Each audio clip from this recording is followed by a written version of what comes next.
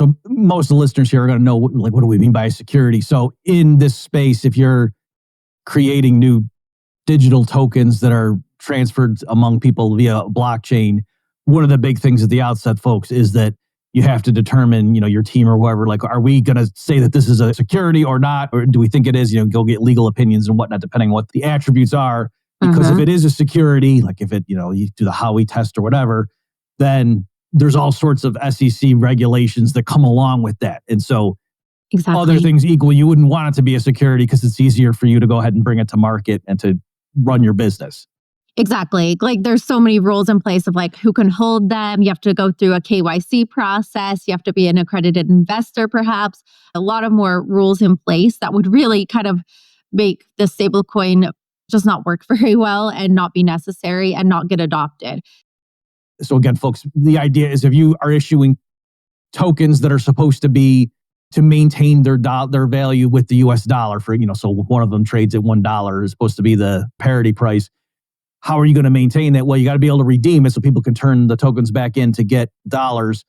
And then you got to have it in your reserve and you have to have 100% backing. But then the thing that was the real clincher, and I'm just curious, Nikki, if you was there grumbling or were people lobbying for different things, is that it's not just that it has to be backed 1-to-1, which, fair enough. Like people think if it's not backed at least 1-to-1, then the thing is like insolvent.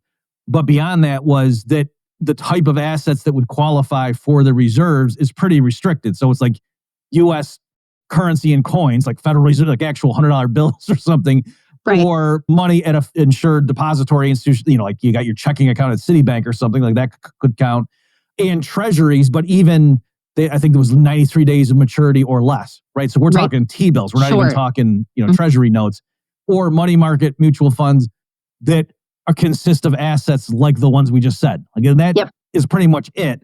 Yep. And so one thing I want to mention there is I looked at that and I thought, oh, is this all the banks wrote this legislation in to make sure that the stablecoin market couldn't capture their market? Because that, in other words, your local commercial bank, folks, does not have reserves like that. That they should be more than 1-to-1, and otherwise they're insolvent. But the point being, like, you can put your money in your check account and they can go grant a 30-year mortgage to somebody with that money. Right. And so it's not that, that's why bank runs are possible. Whereas this is making it that a run on the stablecoin issue, or technically you'd have 3 months at worst. Right. So anyway, I looked at that and I was a bit cynical and thought, was this the conventional banking industry writing this legislation to make sure that, these guys can't compete with us because we're going to tie their hands in a way that our hands are not at all tied?